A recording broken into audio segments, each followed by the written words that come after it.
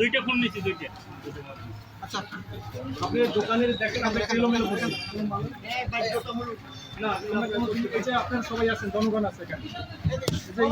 বাইরে গেল কোথায় সংবাদের ভিত্তিতে জানতে পারি যে আলানু তার দোকানে অবৈধভাবে অবৈধ মাদক ইয়াবা সংরক্ষণ করে বিভিন্ন জনের কাছে বিক্রি করছে।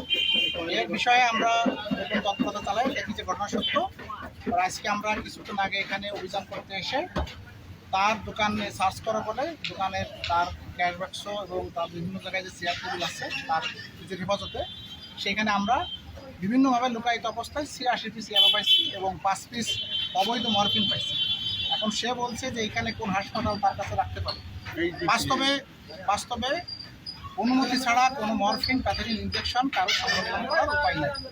যেহেতু অবৈধভাবে সে মালামাল সংরক্ষণ করছে, নিজের হেফাজতে রাখছে এবং অর্থাৎ উদ্দেশ্যে বিক্রি করার জন্য রাখছে, তার বিরুদ্ধে মাদকদ্রব্য নিয়ন্ত্রণ আইন ২০৫৮ সালে তার বিরুদ্ধে মামলা হবে। আমাদের সাথে এখানে স্থানীয় জনগণ ছিলেন, আমাদের সাক্ষীও আছে। তখন আমরা এই দোকানটা তার বাবার হেফাজতে আমরা বুঝিয়ে দিয়েছি।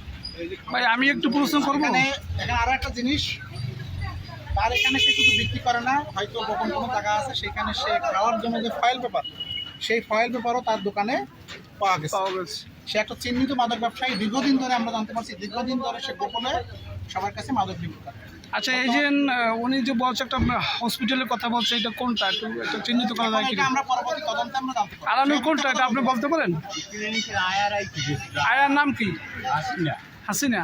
আচ্ছা, এগুলো আমরা তদন্ত করার পরে এগুলো বিষয়গুলো আমরা সত্যতা জানতে পারবো। মিথ্যা কথা, কারণ মাদক ব্যবসায়ী কখনো সত্য কথা বলে না। আমরা যখন তার প্রথমে দোকানে সার্চ করতে আসছি, সে খুব অ্যারোগ্যান্ট আচরণ করছে। এখন মাদক ব্যবসায়ীরা সবসময় এই কাজগুলো করে থাকে। আপনারা যারা এখানে স্থানীয় আছেন, এখানে যদি এর বাইরে আরও কোনো মাদক ব্যবসায়ী থাকে, সে বিষয়ে আমাদেরকে তথ্য দেবে। বর্তমান সরকারের মাননীয় প্রধানমন্ত্রী মাদকের বিরুদ্ধে শূন্য সহিষ্ণুতা নীতি অবলম্বন করছেন। আমরা সরকারি কর্মচারী হিসেবে, অধিদপ্তরের কর্মচারী হিসেবে সেই বিষয়ে অঙ্গীকার করব। ধন্যবাদ।